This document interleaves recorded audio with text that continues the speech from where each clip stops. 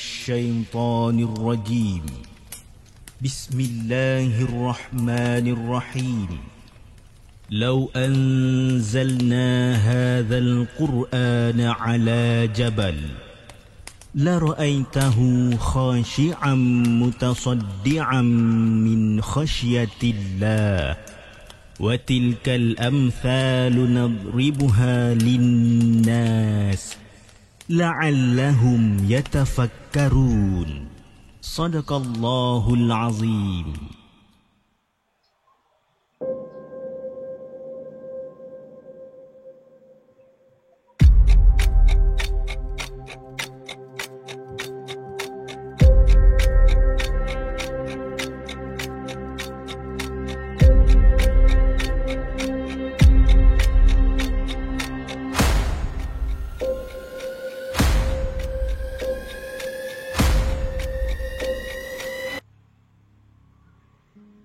Hello guys, Assalamualaikum. Welcome back to the segment. Apa khabar guys? Saya harap anda semua dalam keadaan sihat. Dan kepada siapa yang masih lagi belum subscribe, saya harap anda boleh tekan butang subscribe. Dan kepada siapa yang dah subscribe, thank you so much guys for subscribing. Okay guys, malam ni sebelum kita mulakan kita punya siaran, saya just nak remind kepada anda yang kita dah available di Spotify dan juga di Apple Podcast. Anda boleh cari the segment Markas Puaka. Okay guys, malam ni kita ada caller. Okay, kita ada caller dan dia berada dalam talian sekarang. Jadi tanpa buang masa, jom kita bersembang dengan dia. Hello, Assalamualaikum. Waalaikumsalam. Siapa cakap sana tu? Saya Arifah, boleh panggil Ari je. Saya berasal dari Banting, Selangor. Oh, orang Selangor ah. Okey. Arif, boleh panggil Arif Boleh. Okey, Arif. So, daripada mana kenal Markas Puaka ataupun the segment ni? Baru jumpa ke atau macam mana? Dari time PKP lagi. Dah lama lah daripada PKP Jadi selama ni duduk CCTV je lah. Ya, betul. Okey, Arif, berapa banyak kisah yang rasa-rasa Arif nak kongsikan malam ni? Ada banyak sebenarnya. Banyak, okey. Tapi mungkin 2 atau 3. Okey, jom, tanpa masa, jom kita dengarkan cerita Arif yang pertama. Okey.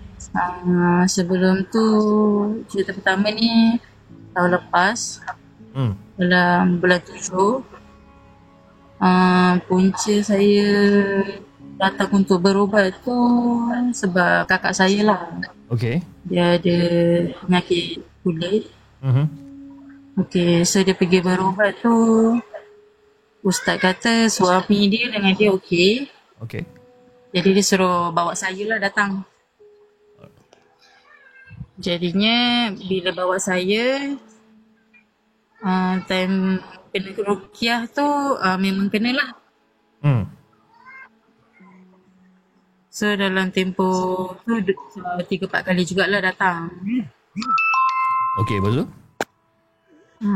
Jadi bila saya kena tu, apa-apa saya akan bermimpi.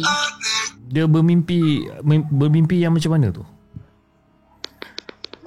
Sebelum saya pergi berubat ni, dia ada panggilan masuk. okay. Okey. Memang saya call. Siapa call? Dia macam ni. Banyak kali dia call macam ada emergency je tu. Biasalah ni call. Oh, okey. Alright, teruskan. Okay. Sorry ya. No problem. So, tadi kat mana? Okay, basically awak dah pergi berubat, buncinya daripada kakak dengan suami dah pergi berubat, dah diruqyahkan dan awak bermimpi. Okay. Mimpi tu sebenarnya melibatkan keturunan juga. Melibatkan keturunan, okey. Ya. Sebelah arwah atuk, sebelah mak. Sebenarnya ada puteri yang jaga. Talian jaga. Okey. Puteri yang jaga. Okey. Ya. Biasanya dalam family ni dia jaga keturunan perempuan. Okey. Okey. Okay, saya ni adik-beradik 2 orang. Jadinya tiga anak bongsu. Kira lepas berubat tu yang datang tu seorang nenek lah. Oh, okey. Kira dia cuma tunjuk yang dia jaga saya, ada bagi barang. Bila you cakap tentang nenek tu bagi barang apa yang dibagi? Sebenarnya dia tunjuk harimau dan ular sawa. Oh, dia tunjuk harimau dan juga ular sawa. Ya. Okey. Nak pendekkan cerita, berubat kali ketiga tu dah buang. Okey. Ustaz tu kata dia buang ke laut. Okey. Jadi biasa lepas berubat ni kan kita pantang pergi hutan, pergi laut, pergi sungai. Jadi bila saya langkah pantang, dia datang mimpi, dia tunjuk saya naik kapal. Oh. Sekarang dia kira dia duduk dekat atas laut lah. I see. Jadi Arif ada masalah ni sampai sekarang? Baru-baru ni sebab dia dah nak kahwin ni pun dia mimpi lagi lah. Oh, basically Arif dah nak kahwin tapi masih lagi ada mimpi tu. Ada lagi. Okey. Dan mimpi tu malam adalah tadi pun baru kena. Mimpi tu adalah mimpi yang sama ataupun berlainan? Berlainan. Dan malam macam Arif cakap pun tadi, malam tadi kena mimpi tu juga. So mimpi tu yang macam mana malam tadi? Malam tadi dia tunjuk yang dia datang, dia nak kahwin dengan saya. Okey. Macam sekarang ni mak bapak saya dah tak ada. Okey. Kira wali lah yang kahwin dengan saya kan. Okey. Jadi dalam mimpi tu wali saya ada. Dia tolong lah macam mana kah. Tapi dia tak bagi saya ikut lelaki tu. Oh, dia memang langsung tak bagi. Maknanya dalam mimpi tu dia memang menghalang you untuk kahwin dengan bakal suami you sekarang ni lah.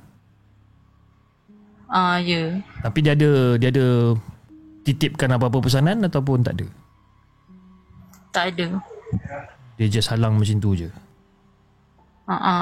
Kira pakcik saya tu dia macam carikan ganti untuk saya. Untuk berkahwin dengan lelaki tu lah. Okay. Lelaki tu dari Alam Bunian. Oh, okay, faham. Okay, now kita go back. Bila you cakap bila you cakap tadi, benda ni berpuncanya daripada you punya kakak tadi saja. Ya. Yeah. Okay, daripada mana datangnya tu? Azin, macam mana boleh terjadinya benda tu? Ataupun daripada manakah permulaan benda tu? Sebenarnya dari zaman sekolah memang saya dah mimpi benda-benda macam ni. Jadinya bila baru detect lah bila dia pergi berubat tu, ustaz tu suruh bawa saya datang. So maknanya masa kakak pergi berubat dengan ustaz dan ustaz pesan dekat kakak untuk bawa you datang sekali. Ya, betul. Okay. Dan masa you datang tu lah barulah tahu yang diri you ni ada puteri yang jagalah. Ya, betul. Dan ustaz tu ada bagi tahu tak berapa lama dah puteri ni duk berdamping dengan you ni? Bukan cerita dari atuk-atuk saudara. Sebenarnya belakang rumah saya ni ada laluan. Okey. Tapi ustaz tu tak cakap pun berapa lama benda tu dengan saya. Oh.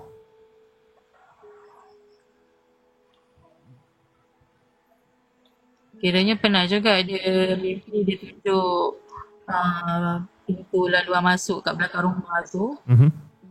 Ada penjaga istana. ada harimau putih. Dekat belakang rumah ni. Ya, betul. Tapi selain daripada mimpi, you pernah nampak secara berdepan dengan dia ataupun secara real lah? Tak pernah. Belum pernah ataupun memang takkan jadi. Belum pernah lah kot Tak pernah. Biasa dia masuk dari mimpi je. Masuk dari mimpi. Agak pelik juga benda-benda. Tapi lah, bila kita cakap tentang pendamping kan, benda ni setahu saya benda ni adalah turun-temurun tau benda ni. Betul. Turun-temurun. Tapi Arif tahu tak dari asalnya tu daripada mana? Daripada arwah mak ayah ke ataupun even daripada zaman sebelum diorang lagi? Dari zaman sebelum diorang lagi. Dah lama lah. Dan Arif seorang je lah yang kena benda ni. Kakak tak kena? Baru bulan lepas dia kena. Bulan lepas dia kena yang sama melalui mimpi juga. Saya baru tak mata. Macam mana? So, saya duduk rumah pakcik. Okay. Saya tak kat rumah. Jadinya, bila pagi tu dia nak pergi kerja, dia dengar suara saya kejutkan dia. Tapi awak tak ada kat rumah tu masa tu? Saya tak ada kat rumah. Dia dengar saya kejut lah, kakak bangun pergi kerja. Padahal saya tak ada kat rumah time tu.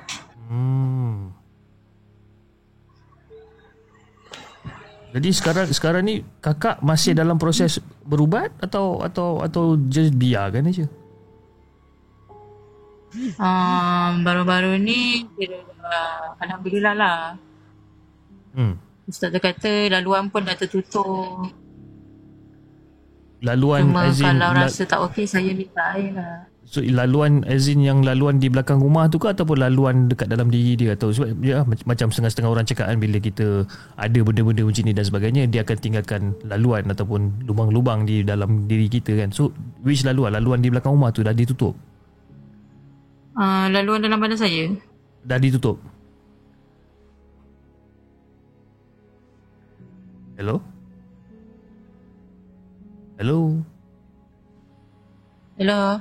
Okey. Awak macam terputus. Sorry. Okey, teruskan. Laluan dalam badan saya dah tertutup. I see. Tapi itulah, laluan dalam badan dah tertutup tapi masih lagi datangnya mimpi tu. Kan sebab semalam baru kena kan mimpi tu kan? Jadi maknanya laluan tu mungkin tak tutup habis kot. Mungkin.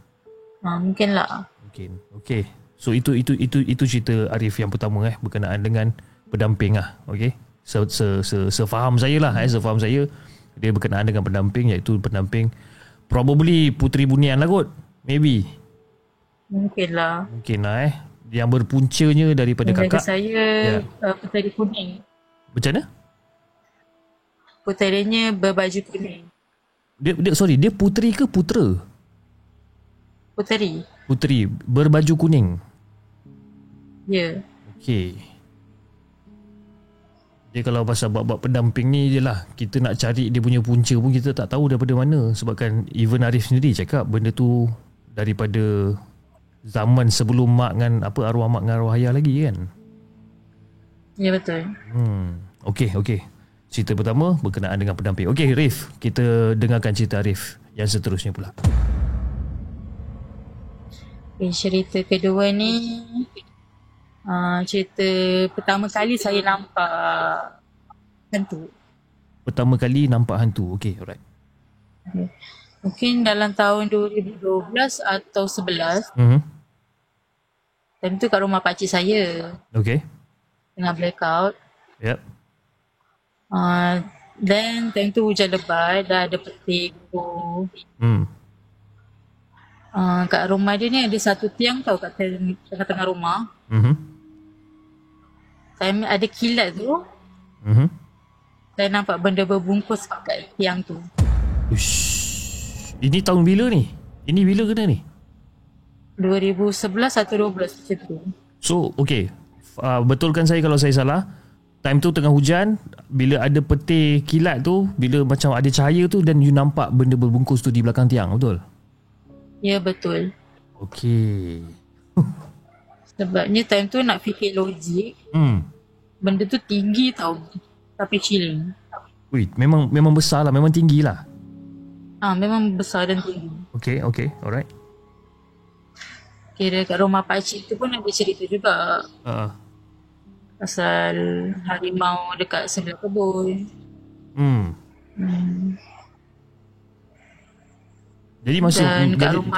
Jadi masa Arif nampak kalibat si berbungkus ni di belakang tiang, then what happened? Apa yang awak buat? Saya terpegun kat situ, tak boleh gerak. Sampai sepupu saya tepuk badan saya. Basically awak just terkaku je lah kat situ. Ya, betul. Tapi yelah, macam you cakap tadi pun, macam yelah, bila ada kilat, ada cahaya, awak nampak benda berbungkus tu. Tapi bila kilat tu dah tak ada, benda berbungkus tu masih ada dekat situ ataupun benda tu hilang? Sebab blackout kan gelap. Malam. Jadi tak nampak lah. Bila ada kilat lagi, baru memang nampak dekat situ. Dia masih dekat situ lah? Ya, betul. Aduh. Dan berapa jauh jarak awak dengan benda tu? Agak-agak lah lebih kurang. Dalam 3-4 meter. Tak jauh, dekat je. Sebab time tu saya duduk, mungkin sebab tu dapat nampak dia tengok. Dan masa tu dia tengah menghadap dekat you ataupun dia tengah menghadap ke tempat lain? Menghadap saya. Muka dia macam mana? Tak nampak sebab berbungkus. Dia bungkus habis lah? Tutup habis.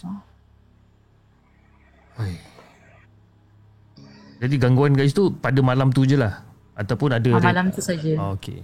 Dia tak adalah macam orang kata, yalah, macam setengah-setengah orang bila dia kena gangguan daripada pocong ni, dia kena gangguan tu bermalam-malam. 2 malam, 3 malam kan. Tapi masa tu you kena 1 hari tu je lah. Sebenarnya esok dah balik rumah. Macam mana? Saya tidur rumah pakcik. So besok tu nak balik rumah lah. Dah balik rumah. Tapi so far benda tu tak ikut lah. Tak ikut lah. Okay, alright. Okay. Itu seram Kisah yang kedua ni, saya kalau bab cerita-cerita hantu pocong ni, saya macam agak seram juga sebenarnya kan. Hopefully saya tak jumpa lah. Ada lagi cerita? Mungkin tu je kot sebab tunang saya call dia tadi. Itulah kan, tunang call daripada tadi. Nanti kan bila awak tak angkat, asyik reject je call dia, takut nanti dia fikir bukan-bukan pula. Betul. Arif nak kahwin bila ni? Lagi seminggu. Patutlah lagi seminggu kan. Aduh, dia risau. Dia risau tiba-tiba takut Arif bertukar fikiran ke apa. Jangan benda-benda yang elok ni biarkan berterusan. Okay, jadi saya bagi pihak The Segment ingin mengucapkan tahniah kepada Arif kerana ingin mendirikan rumah tangga dalam masa lagi seminggu. Okay, buat dekat mana nanti? Dekat Banting? Terima kasih. Dekat Banting, dekat Sembilan Baru. Dekat Sembilan Baru. Okay, alright. Okay, so bila just sedikit nasihat ataupun sedikit pesanan lah daripada saya. Bila dah masuk alam perkahwinan ni, Arif kena, orang kata, banyak-banyak bersabar. Banyak-banyak bersabar sebab apa tahu? Arif kenal dengan dia berapa lama dah? Dekat 2 tahun lebih. 2 tahun. 2 tahun tu belum cukup lagi sebenarnya. Okay, kena banyak bersabar disebabkan bila kita dah melangkah ke alam perkahwinan ni, dia barulah orang kata dia punya cabaran yang sebenar akan datang. Okay, di mana kita boleh tengok perangai masing-masing macam mana. The true colours kan. Lepas tu tiba-tiba market dia naik, tiba-tiba market awak pun naik kan. Jadi benda-benda ni kena bersabar, kena bertenang. Okay. Dan lelaki ni pula bagi saya, dia memerlukan sokongan daripada seorang isteri. Okay, sokongan tak kira lah daripada dia tak ada apa-apa sampailah dia ada something kan. Dia perlukan sokongan daripada you, daripada mula sampai habis. Okay, jadi saya doakan supaya perkahwinan anda ataupun perkahwinan Arif ni dipermudahkan dan juga berkekalan sehingga ke jannah, insyaAllah. InsyaAllah, amin. Okey Rif, nanti kita apa-apa kita bersembang lagi dalam lebih banyak kisah-kisah seram dalam channel Markas Puaka. Assalamualaikum. Waalaikumsalam. Itu dia guys, dua kisah pendek Arif. Okey, dua kisah pendek berkenaan dengan pendamping, itu yang pertama, dan juga yang kedua berkenaan dengan dia nampak pocong. Okey, mungkin Arif dia punya fokus ataupun dia punya konsentrasi mungkin agak terganggu sedikit bila tunang dia call dia banyak kali kan, dia terpaksa reject. Dan kalau tidak, dia kata dia ada banyak cerita yang dia nak ceritakan, tapi itulah, mungkin belum ada rezeki lah kot. Okey, alright, jom kita bercakap dengan pemanggil kita yang kedua pula. Hello, Assalamualaikum. Hello.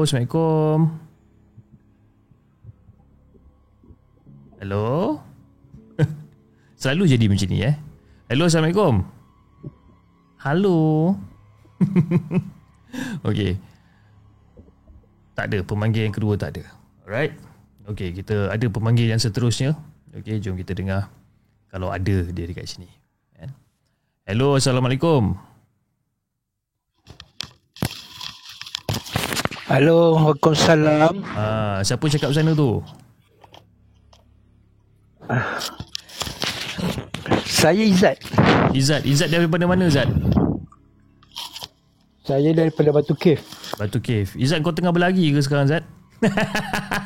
Dengar Tak macam tengah berlari je kan, dengan suara macam mengah macam kau ni macam dia ni Okay, Izzat, malam ni kalau kamu macam mana? Cari telinga. Cari telinga? Telinga kau pergi mana?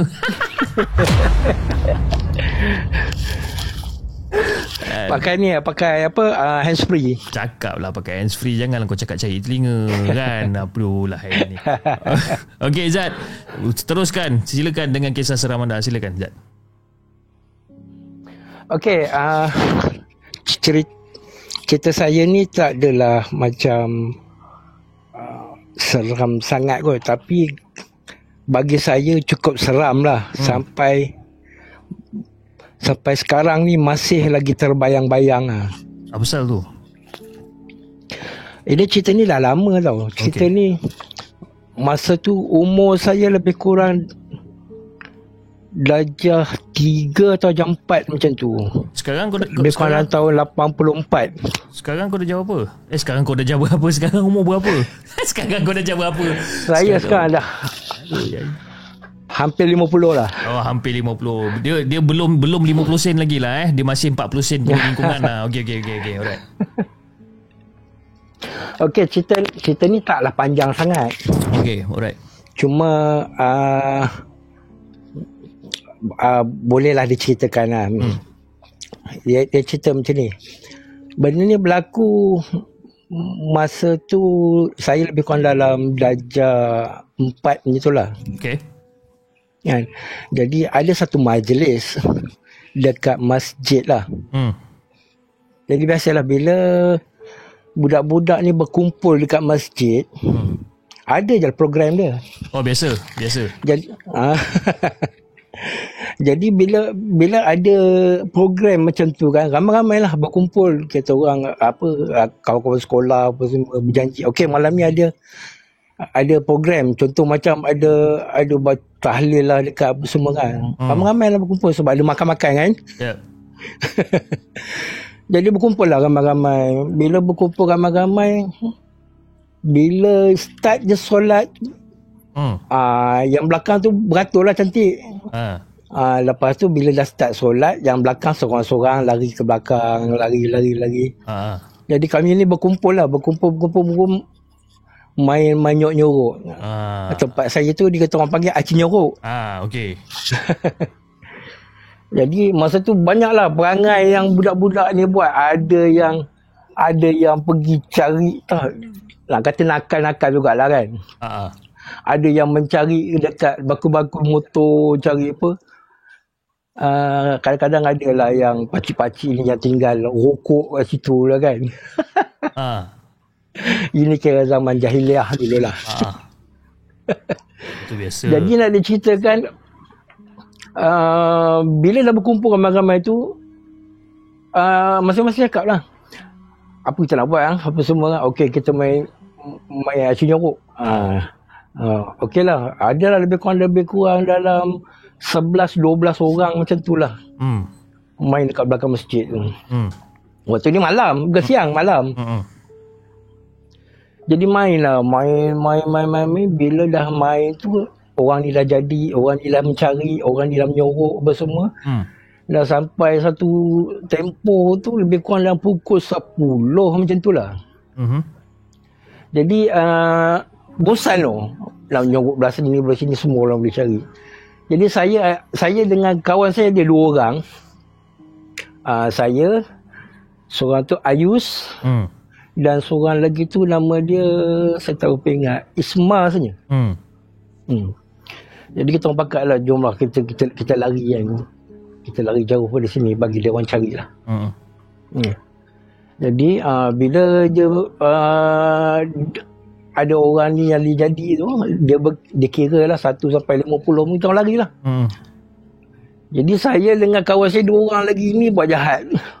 Buat apa pula? Ambil basikal, turun daripada masjid tu. Masjid tu ada kat atas bukit tau. Oh, okey.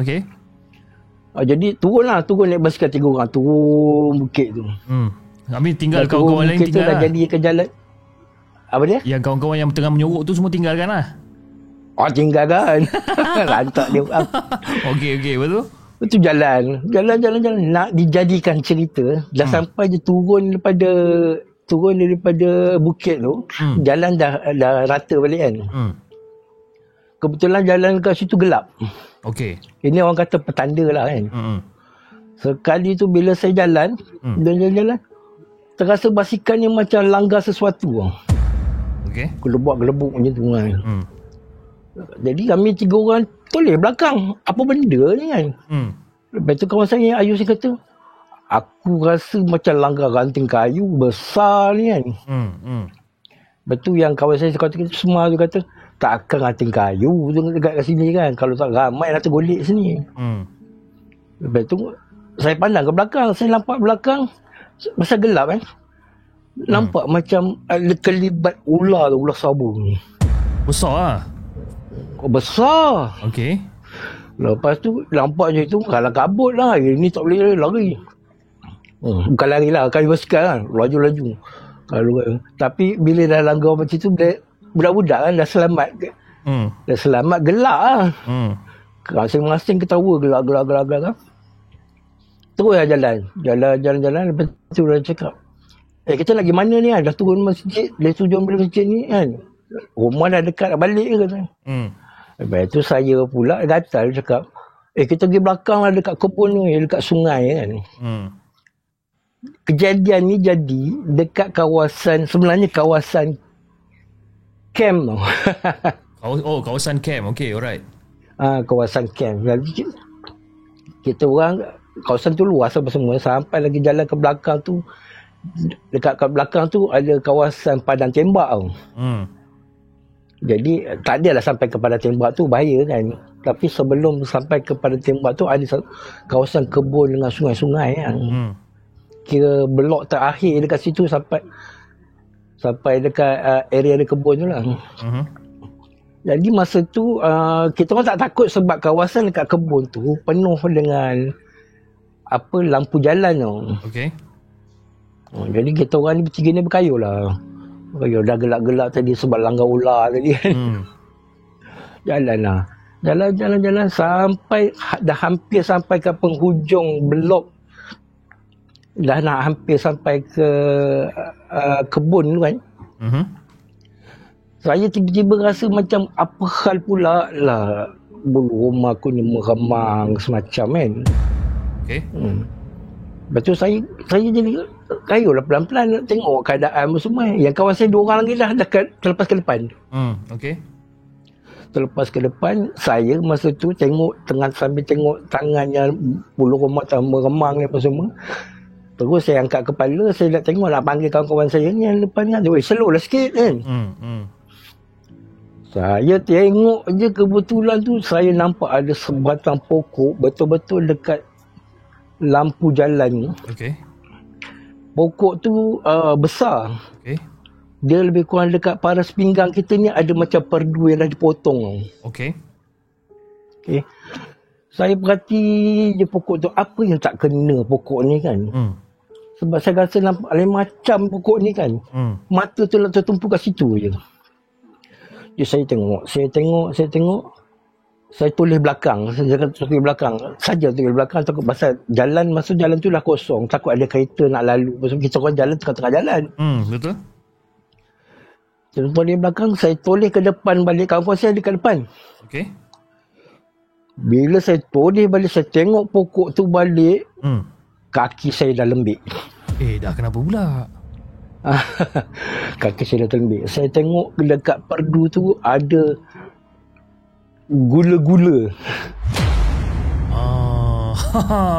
Okey. Gula-gula. Bila saya nampak gula-gula tu, kaki saya dah lembik. Entah macam mana saya berhenti. Kaki saya pijak tanah, dah tak dapat pijak tanah dah. Lutut dah tak rasa, berlebung jatuh. Okey. Saya jatuh. Kawan saya yang depan dua tu kata, "Lang, kau kenapa pula, Zat?" Kan? Saya masa tu tak ada nak bercakap. Saya tak ada nak bercakap. Saya cakap, "Korang tolong tengok depan. Tolong tengok depan kat pokok tu." Dia orang pun tengok, terus tengok. Okey. Tengok apa? Ada pokok dia lah. Tolong tengok betul-betul. Cakap kan, tolong tengok betul-betul. Aku dah tak boleh nak bangun ni kan. Lepas tu dia orang tengok, tak ada apa-apa. Tulis balik kat saya kan. Kau jangan buat perangai ni tengah-tengah malam ni. Kau orang tengok balik. Kebetulan lepas dia orang tengok saya, dia orang tengok balik ke pokok tu. Kita orang 3 orang nampak. Yang 2 orang lagi ni kawan saya, si Isma dengan Ayus ni. Pun sama, tengok dia pun kepala lutut dah bergegar. Tak jatuh tapi bergegar lah. Kepala lutut dia bergegar.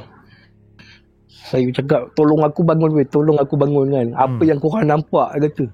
Weh, belah. Boleh cakap macam tu je.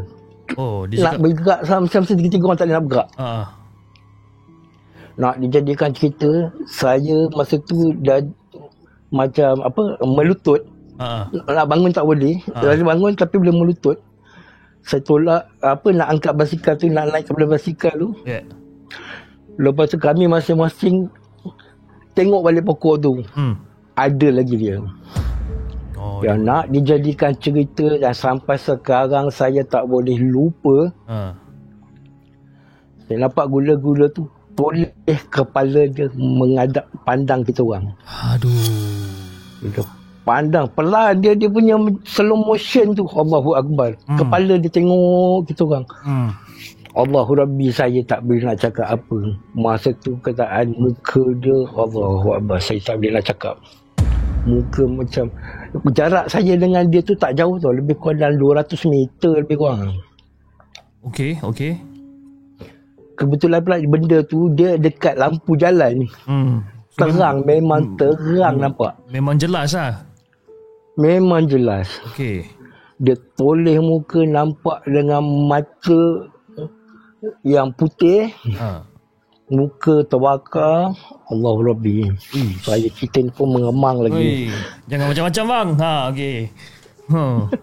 Dia tengok, saya tengok je. Kami bertiga tengok benda tu. Dah masing-masing. Yang kawan masa tu budak. Kawan saya 2 orang dah menangis lah. Dia dah menangis dah. Macam mana ni apa semua kan. Bila tengok benda tu pun pandang kata orang tak boleh. Satu lagi gerakan dia bagi bonus. Dia buat apa? Nampak yang tangan dia tengah kiam tu. Dia keluar tangan dia. Okey. Nampak tangan dia macam terbakar. Dia bergaru. Garu tangan sebelah dia lagi. Saya cakap Allahu Akbar. Macam mana nak buat ni, kaki dah lembik. Yang seorang lagi tu kaki dia dah macam layang-layang bergegar-gegar. Nak buat macam mana. Masa tu nak cakap baca apa benda semua dah tak ingat lah. Saya sampai pegang ni berjalan pakai lutut.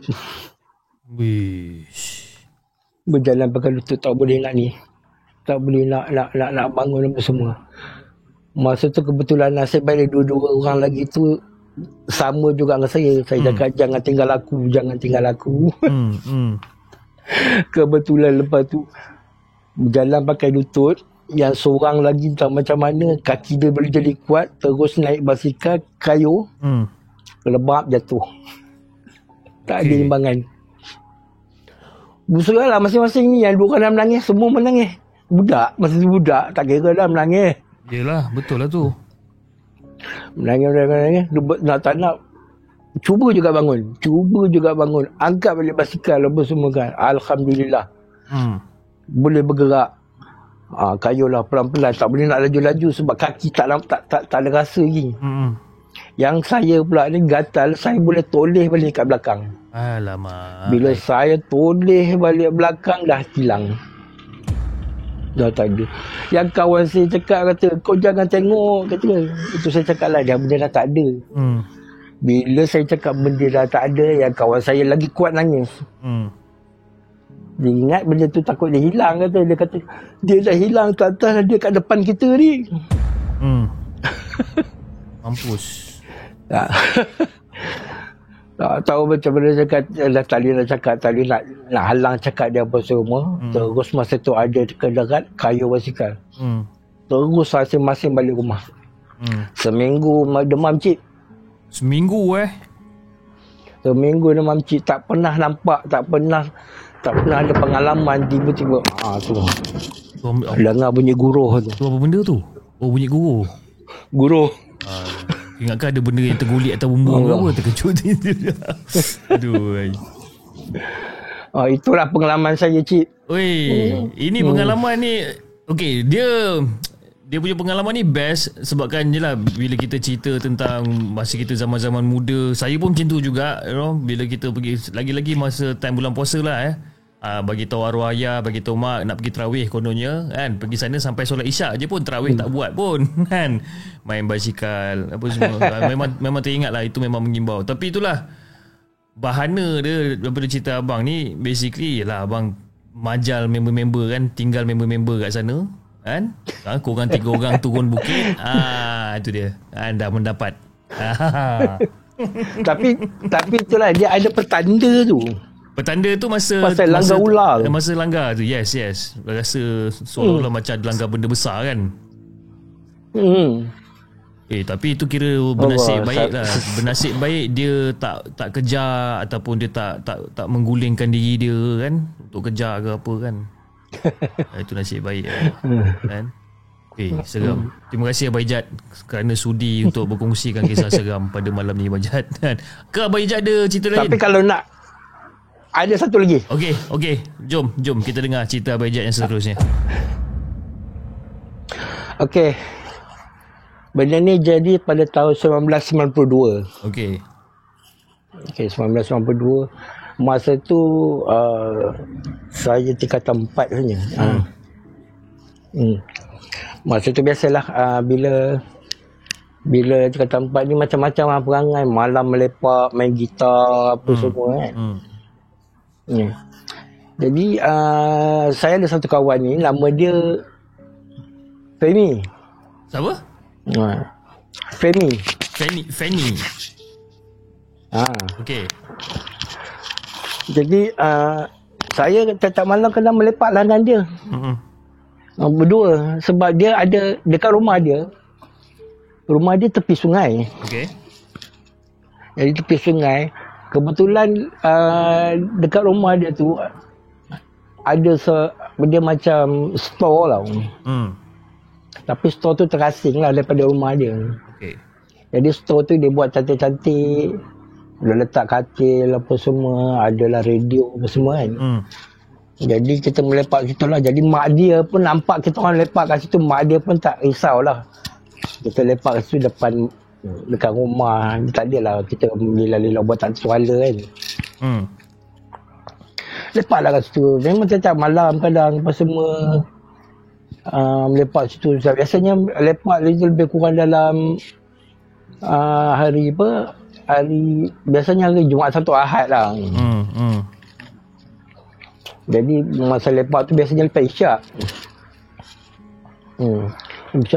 Nak jadikan cerita satu hari ni, entah macam mana, saya terawal datang. Lebih kurang dalam 8 suku untuk lepas maghrib tu kan.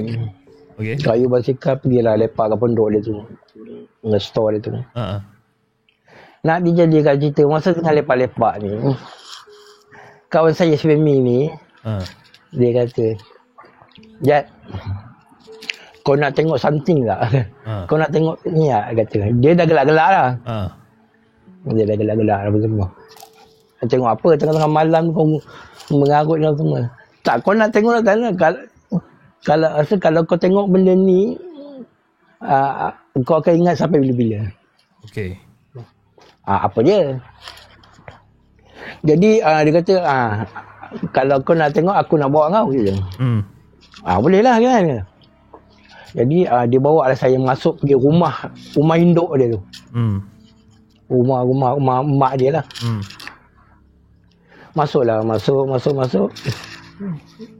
Saya masuk rumah tu, tengok kebetulan mak dia tengah makan.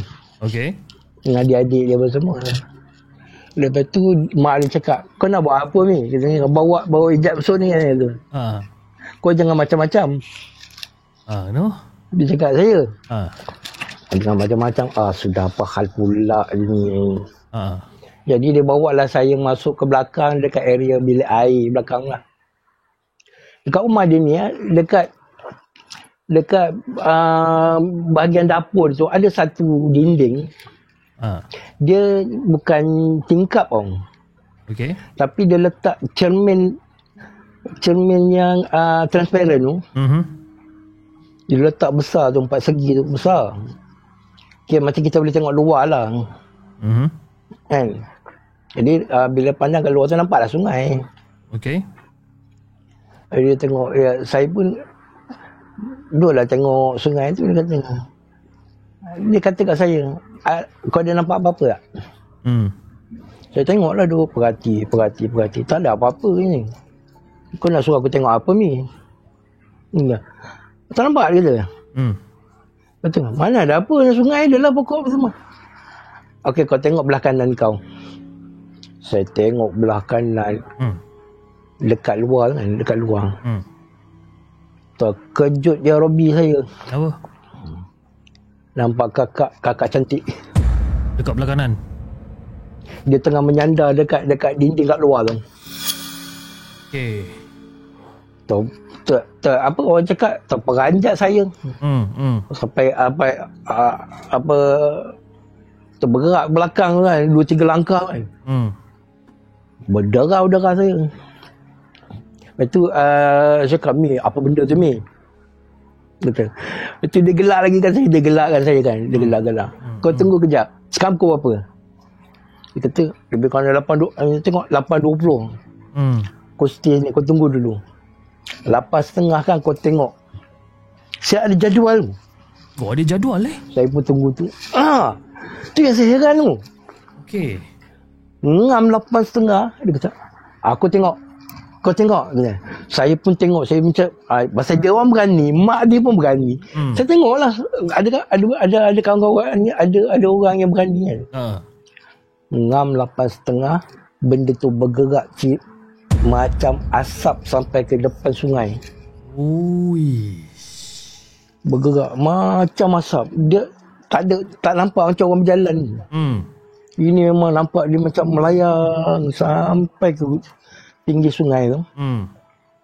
Betul dia cakap, nanti dulu, tak habis lagi. Kan? Tengok lagi kan. Ngam lebih kurang dalam 8.45 macam tu lah. Dengar suara perempuan menangis. Sayu je bunyi dia. Tak tahulah macam mana, memang sayu lah.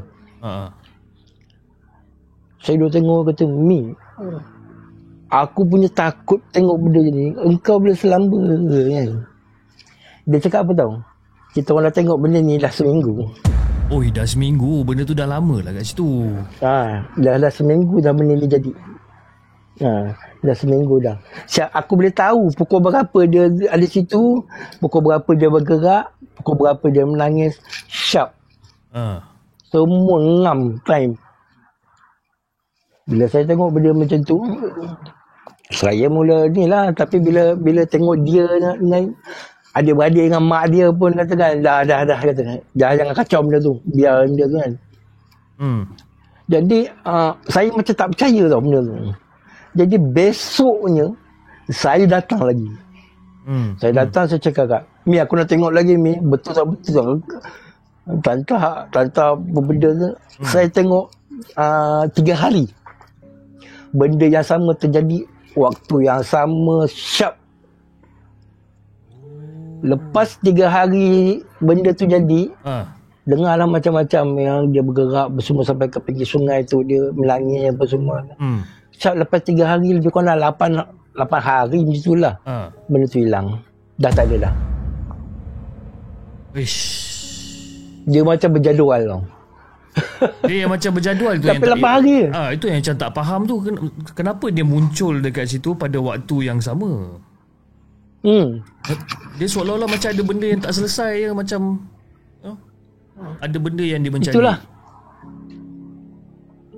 Tu lah, jadi bila dah macam tu, saya lepas tu memang haram lah. Lepas tu tak ada pergi kat sungai tu lah. Yelah, nak pergi ke sungai tu nak tengok kakak cantik punya pasal kan. Tapi itu kira nasib baik lah dia, dalam 8 hari tu dia just terbang ataupun dia menghilang macam tu, pergi ke arah tempat lain kan, dan dengar suara dia menangis dan sebagainya. What if kalau dalam masa 8 hari tu tiba-tiba yang one particular day tiba-tiba dia datang berhampiran pula depan muka ke apa ke, satu hal kan. Tapi yang ini memang saya tak nampak lah muka dia macam, sebab nampak lebih tepi. Dia daripada tepi tu dia bergerak ke depan macam terbang kan. Tapi dia terbang tak adalah laju, dia pelan macam asap pun. Faham? Sampai ke depan tu, lebih kurang dalam 8.45 tu nangis. Betul. Tak sampai pukul 9 hilang. Dah tak ada dah. Tapi benda tu macam berjadual. Cuma itulah benda macam tu tak seseram yang saya cerita pada cerita yang pertama tadi tu. Yelah, cerita yang sebab pertama. Nampak muka. Ya, cerita yang pertama tu seram sebabkan yelah dah lenyek benda tu dah. Benda tu dah kena lenyek sebenarnya kan awal-awal tu. Kan. Dah kena langgar, apa tu member-member pun sama juga langgar sekali kan. Tiga basikal kena langgar kan. Tapi yang pertama tu lebih seram. Betul. Yang pertama tu dia lebih seram. Tapi yalah kalau kita ikutkan pada karakter dia orang pun, saya rasa yang bungkus ni lebih seram sebenarnya. Itulah. Macam Cik cakap lah, kalau ada benda-benda macam ni, janganlah muncul yang tu. Betul. Kan? Jangan muncul yang tu. Sebab saya sampai sekarang ni, umur dah macam ni pun masih terbayang lagi. Yelah, umur abang pun saya tak boleh tak boleh lupa tu. Betul. Tangan dia bergaru. Yelah, cerita zaman abang sekolah rendah. Kan? Sekarang abang ni dah umur nak masuk 50 sen. Berapa puluh tahun yang dulu kan. Dan cerita tu masih segar dalam ingatan. Itu maknanya dia punya impact tu memang kuat lah, impact dia tu. Okey Abang Ijat, terima kasih sangat-sangat Abang Ijat kerana sudi untuk berkongsikan kisah seram dengan kita pada malam ni Abang Ijat. Dan insyaAllah sama-sama, Cik. Kalau ada masa, nanti kita akan bersembang lagi dengan lebih banyak kisah seram. Okey? Baik. Okey abang, Assalamualaikum. Okey. Waalaikumsalam warahmatullahi. Itu dia guys, kisah daripada Abang Ijat. Abang Ijat dengan kisah dia, 2 kisah berkenaan dengan pocong dan juga kakak cantik kan. Dan bila kita bercerita tentang pocong, bercerita tentang kakak cantik, benda tu sebenarnya bagi saya yang berbungkus tu adalah lebih seram lah sebenarnya kan? Bagi saya lah kan? Tapi yalah, mungkin disebabkan saya tak pernah nampak kakak cantik ni. Tapi yang benda pocong ni, dulu ingat tak masa saya bercerita tentang trip ghost hunting saya masa zaman-zaman muda kan, pergi cari dekat Taman Tasik Permaisuri kan. Jadi benda tu saya nampak. Jadi yes, itu memang agak menyeramkan. Okey, kita ada lagi seorang pemanggil pada malam ni. Saya cuba untuk accept dia sekejap. Kita tengok sama ada dia on ke tidak malam ni. Baru katuk kedai. Okay. Dah hilang dah dia. Tadi ada, hilang. Saya cuba juga invite salah seorang daripada subscriber kita, Zinadin, macam mana saya nak sebut nama pun saya tak tahulah. Zin Adin Zidan. Pening saya nak sebut nama. Saya cuba untuk request tapi tak ada orang kata apa? Tak ada request ataupun tak diterima requestnya tu. Allahuakbar, saya pun tak tahu kenapa. Dan tadi pun ada seseorang yang request tadi untuk call, untuk bersembang dengan kita. Tapi bila saya accept, dia letak. Kan? Pandai dia Dan kita ada tadi Yusmita Yusof pun tadi ada juga untuk apa, dia ada request untuk ni, tapi tak sure. Tak boleh, memang tak boleh. Saya tak boleh nak request, tak tahu kenapa. Okay. Tengok sekejap masih. Ya. Jadi cerita yang pertama daripada Arif berkenaan dengan pendamping, berkenaan dengan pocong. Okay. Yang kedua, Abang Ijat pun sama juga berkenaan dengan pendamping pula berkenaan dengan pocong, dan juga berkenaan dengan kakak cantik. Okey, kita tengok sebentar Okey. Alright. Okey, kalau katakan tak ada pemanggil pada malam ni, okey, mungkin saya boleh bacakan satu cerita untuk anda yang saya dapat tadi. Okey, mungkin kita boleh bacakan sedikit kisah sebelum kita terus terima panggilan daripada yang lain pula. Okey, jom. Assalamualaikum kepada Hafiz dan juga kepada semua penonton Markas Puaka. Waalaikumsalam warahmatullahi. Saya sebenarnya dah lama dah tengok cerita The Segment ni, cerita channel The Segment. Dan saya rasa saya macam nak kongsikan kisah seram saya yang terjadi pada diri saya ni ketika saya berusia 18 tahun. Alkisahnya, saya ni adalah merupakan pelajar IPT zaman PKP yang ditangguhkan untuk masuk ke kampus, dan banyak kolej-kolej dan juga universiti yang lama dah ditutup disebabkan hal COVID sebenarnya. Jadi selepas keputusan UPU keluar, saya ni ditempatkan dekat Politeknik. Politeknik mana? Saya terpaksa rahsiakan. Tapi kalau ada yang tahu, tahulah. Jadi Fiz, pada awalnya tu, kita orang ni tak dibenarkan lagi masuk ke kampus dengan segala urusan pembelajaran semua atas talian. Jadi kita orang ni diarahkan untuk pulang ke kampus selepas sebulan macam tu lah lebih kurang. Okey Fiz, dipendekkan cerita ni pula. Saya sampai dekat Politeknik tersebut nak check in ke Kamsis. Jadi pada waktu tu, satu bilik asalnya tu akan duduk seramai lebih kurang dalam 6 orang lah. Tapi sebab waktu PKP masa tu, dan kita orang ni memang perlu ikut SOP, jadi roommate saya dah ditetapkan hanya ada 4 orang aja. Dan roommate saya adalah classmate saya, iaitu Azlin, Rina dan juga Fira. Dan of course nama-nama yang saya berikan ini bukanlah nama sebenar sebenarnya. Dan kita orang masih lagi berkawan sampai sekarang, alhamdulillah. Jadi Fiz, masa awal-awal masuk tu tak ada apa-apa pun. Masing-masing pun excited. Yalah, sebab tak pernah duduk asrama lah katakan. Jadi bila kita duduk asrama ni, berjumpa pula dengan kawan-kawan ni, memang sakan Hafiz.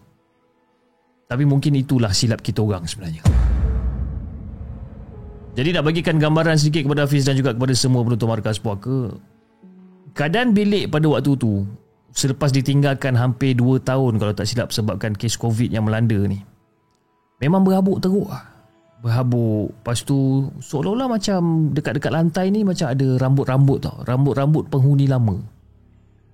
Jadi siapa yang tak tahan dan juga allergic habuk macam saya ni, memang confirm kita nak mengemas benda-benda ni. Rasa macam rimas tau. Jadi kita orang pun macam okey lah. Kita orang unpack segala barang semua. Kita orang masih lagi bergelak sakan. Dan bukan main seronok kita orang masa dekat dalam bilik tu. Kan? Bergurau sana, bergurau sini. Yalah, kali pertama bersua muka Fiz. Ya, sebab selama ni kita orang bersua muka pun secara online je pun, secara Google Meet. Jadi setelah selesai kita orang mengemas dan susun apa segala macam ni, kita orang pun pergi mandi. Tak ada apa-apa yang jadi. So far okey. Yang ni saya pasti memang salah saya, dan kawan saya Azlin, sebab kita orang ni memang peminat lagu-lagu metal tau. Jadi kita orang pun pasang lah lagu-lagu metal ni dekat laptop si Azlin ni. Pasang ni dengan lagu orang macam nak terjerit, terkeluar nak tekak dan sebagainya ni kan. Kita orang pun ni lah menyanyi sekali, gelak-gelak dengan kawan-kawan kita orang. Dan kita orang pun gelakkan kawan-kawan kita orang yang mana yang tak pernah dengar pun lagu-lagu macam tu. Dan waktu tu lebih kurang dah petang tau, lebih kurang dalam pukul 6 lebih. Masa tu tak terfikir langsung pun kerja macam nak pasal ayat Quran ke apa ke, langsung tak terfikir. Memang dah galak sangat masa tu, Fiz. Jadi Fiz, bilik kita orang ni berada dekat aras 4. Dan kita orang ni menghadap pokok yang sangat besar. Dan pokok tu memang seram, Fiz.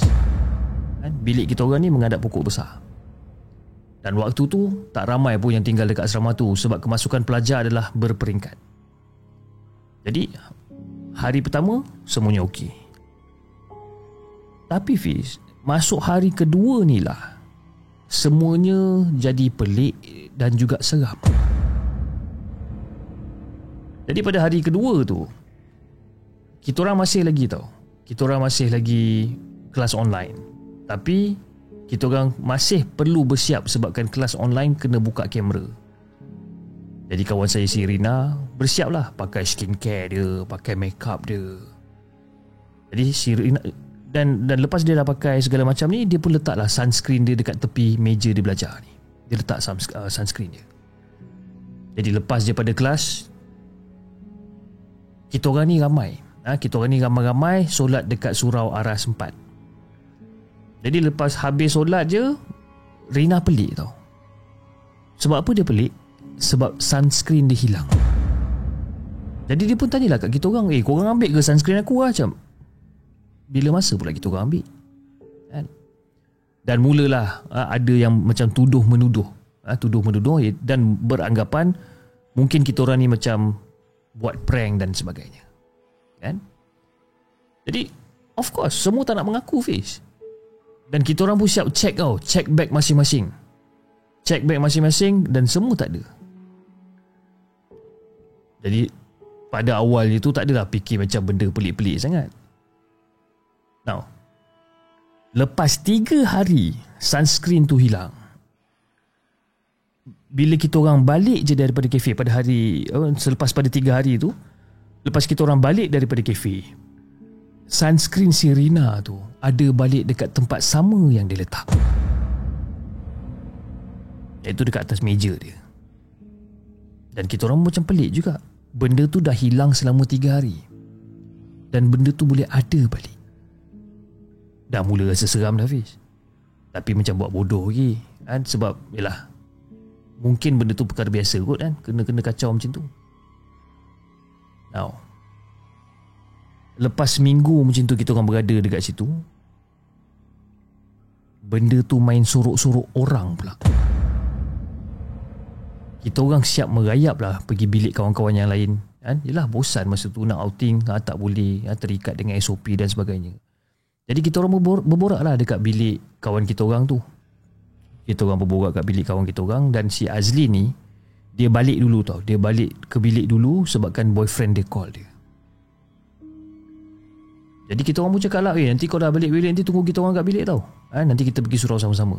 Cakap kat dia macam tu. Dan tak lama daripada lepas tu, kita orang pun baliklah ke bilik dan ambil telekung untuk pergi ke surau. Now Fiz, katil saya ni berhadapan dengan si Azlin. Tapi si Azlin ni tak ada dekat situ. Jadi kita orang pun panggil lah dia. Lin, kita orang panggil. Siap cakap, Lin, jom lah kita orang nak pergi surau ni. Tak payahlah main sorok-sorok. Cakap macam tu. Si Azlin ni, karakter dia adalah seorang budak yang banyak main. Kira dia ni macam penghibur lah. Penghibur pada kita orang. Jadi kita orang pun panggil, masih lagi tak menyaut. Jadi saya pun pergi cek dekat katil dia, memang tak ada. Jadi kita orang macam okey lah, tak apa. Kita orang pun keluar daripada bilik. Dan secara tiba-tiba dengar si Azlin ni bersuara, "Oi, tunggulah aku," dia cakap. Dan kita orang ni semua macam agak terkejut lah. Sebab kenapa? Kita orang dah check dekat dalam bilik, memang si Azlin tu tak ada dalam bilik. Dan kita orang cakap kat dia, kau tak dengar ke kita orang panggil kau tadi, Lin? Aku dengar. Aku menyahut kau orang panggil, kan? Aku nampak kau orang masuk dalam bilik. Tapi aku tak tahu kenapa kau orang macam seolah-olah macam tak nampak aku je. Jadi bila si Azlin cakap macam ni, kita orang tiba-tiba macam meremang satu badan, Fish. Meremang satu badan. Okay, lepas tu habis pasal sorok menyorok ni. Jadi masa tu saya, Azlin dan juga Rina ni, kita orang ni kerap diganggu dengan lembaga hitam, atau lebih dikenali sebagai orang minyak. Kadang-kadang kita rasa macam kita orang ni diintai dekat ampaian, kadang-kadang diintai dekat bilik. Memang kita orang nampak benda ni. Dan apa yang membuatkan kita orang ni lagi yakin yang dia tu adalah lembaga hitam ataupun orang minyak adalah bila kawan saya on call dengan boyfriend dorang. Dan boyfriend dorang masa dia tengah buat video call ni, boyfriend dorang siap tanya lagi, you bawa lelaki mana yang masuk bilik you ni? Dan boyfriend dorang ni siap boleh dengar lagi suara lelaki tu berborak-borak dekat dalam bilik. Padahal peraturan dekat situ memang sangat-sangat ketat, Fish. Asrama lelaki pun jauh sebenarnya. Dan hampir bergaduh juga kawan saya dengan boyfriend dia ni sebabkan kes tu. Yang saya kena sendiri, ada juga saksi dia adalah si Azlin ni. Waktu tu saya pergi turun kafe berdua je dengan Azlin, dan roommate saya yang lain tinggal dekat bilik. Diorang tengah push diorang punya rank lah. Jadi saya pun kuncilah bilik. Saya kunci bilik dan saya pun turunlah ke kafe beli makanan. Dan lepas dah settle, saya naik balik ke atas. Dan lepas saya dan juga kawan saya tu naik ke atas tu, kita orang pun duduklah bersila dekat bawah, okay, bersila dekat lantai yang berlapikkan dengan kapet yang Azlin ni bawa. Yang Azlin ni bawa daripada rumah, kita orang duduk dekat atas kapet tu. Masa kita orang duduk atas kapet tu, saya terpandang dekat tingkap bilik saya tau. Dan dekat tingkap bilik saya tu ada satu tulisan. Tulisan tu tulisan Hi, H-A-I, Hi. Dan tulisan tu sangat besar, Fiz. Jadi bila saya nampak tulisan tu kat tingkap, saya macam, siapa pula yang tulis kat tingkap ni kan? Tapi pada waktu tu saya rasa saya memang suspek si Azlin ni lah, sebab si Azlin ni kan banyak main, kan? Lepas tu saya ambil gambar, saya send dekat dalam grup WhatsApp. Dan saya pun tanyalah dekat dalam grup WhatsApp tu siapa punya kerja dan sebagainya ni, kan? Dan seorang pun tak nak mengaku. Bersungguh-sungguh diorang kata bukan diorang yang buat. Saya tanya dekat Azlin depan muka dia, saya tanya, engkau ke yang buat ni, Lin? Dia kata bukan dia yang buat. Tapi bila saya fikir-fikirkan balik, mungkin bukan Azlin yang buat. Sebab kenapa? Saya tahu, saya kenal tulisan Azlin ni macam mana sebenarnya. Tak sama langsung dengan benda yang berada dekat tingkap ni. Jadi bila semua tak nak mengaku, si Azlin ni pun tak nak mengaku, saya terasa macam seram gila dan meremang habis satu badan. Jadi Fiz, lepas pada kejadian tu kan, kita orang ni ramai-ramai pergi ke bilik kita, kawan kita orang yang lain, dan mula dia orang buka cerita pasal si Azlin dengan si Rina ni. Sorry, si Azlin dengan Rina ni buka cerita.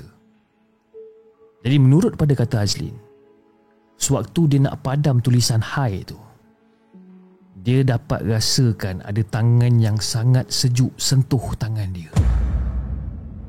Tapi bila dia tengok tak ada benda pun. Bila fikir-fikirkan balik, memang tak ada. Dekat tingkap 4 kot, siapa yang nak pegang tangan dia dekat luar tingkap? Memang banyak gangguan Fiz dekat sini. Mungkin disebabkan efek pada COVID-19 kot, kan? Tempat ni ditinggalkan lama, tak berpenghuni dan sebagainya. Jadi itulah kisah yang saya ingin kongsikan dengan Hafiz dan juga kepada semua penonton Markas Puaka.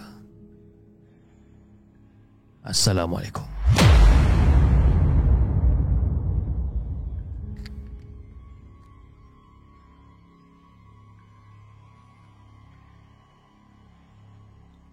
Itu dia guys, kisah yang dikongsikan. Siapa nama dia tadi? Aina, dengan kisah dia yang berjudul Asrama PKP. Seram juga kan, kisah asrama. Sebab kenapa dia tak nampak benda-benda ni. Yang tahu barang-barang kena sorok, kawan dia kena sorok, lepas tu ada tulisan dekat tingkap dan sebagainya. So bagi saya benda-benda macam ni pun seram juga kan, bila kita tak nampak entiti tu tapi dia mengganggu dengan cara yang macam tu. Okey, sebelum kita tamatkan kita punya siaran pada malam ni, saya ingin mengucapkan ribuan terima kasih kepada anda semua yang masih lagi setia menonton rancangan Markas Puaka pada malam ni, dan juga yang mana telah menyumbang melalui super sticker, super chat dan juga TikTok gift pada malam ni. Kita ada sumbangan. Saya terima sumbangan daripada Ismi, daripada MM7, Kicap Pedas, Wahida, daripada White Fox, Muhammad Hairul, dan kita ada daripada Kak Yah Rosli, daripada 1PP, daripada Dina. Terima kasih Dina di atas sumbangan besar yang telah diberikan pada malam ni. Daripada Rain 71, Muhammad Azam, Jali Darfa, daripada Molly, Aci Ina, daripada Orang Kampung, Bulat, Now Iziron G, daripada Han 88, and then daripada It's My Life Mystery Fox kan, Mystery FX, sorry, dan daripada Adli Sahri, Lina Lin Fries. Terima kasih sangat-sangat di atas orang kata sumbangan yang telah diberikan pada malam ni. Okey, jadi guys, saya rasa itu saja untuk malam ni, dan insyaAllah kita akan berjumpa lagi di lain episod dengan lebih banyak kisah-kisah seram yang kita nak ketengahkan. Okey, jadi jangan lupa like, share dan subscribe channel The Segment, dan insyaAllah kita akan jumpa lagi on the next coming episode. Assalamualaikum. Bye-bye.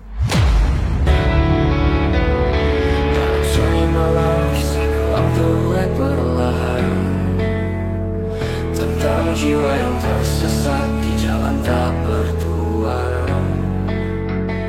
di antara bayang-bayang dan bisikan angin malam, alam gaib menyapa, membuka tabir kelam. Aku berjalan di lorong sepi tanpa cahaya, seakan nenek moyang mengintai dari sudut mata. Warisan beban yang tak pernah kupinta, mengikuti langkahku, bayangan yang menghantui jiwa. Bisikan halus mengalun dari pepohonan, mengisahkan cerita tentang dosa dan penyesalan. Sangkau merayap di udara tanpa aroma, racun tak kasat mata, memburu tanpa tanda.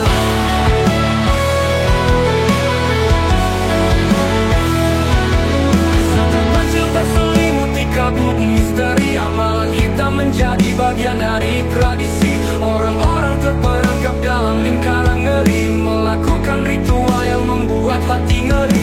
Terperangkap antara dunia nyata dan maya, mencari jalan keluar dari kegelapan jiwa. Api neraka membara dalam setiap dosa, berusaha lari tapi celaka menghampiri juga. Anak muda tergiur oleh janji manis kuasa, menggadaikan nurani demi harta dan tahta, tanpa sadar terjerat dalam jaring tipu daya. Amalan jijik merusak jiwa dan raga.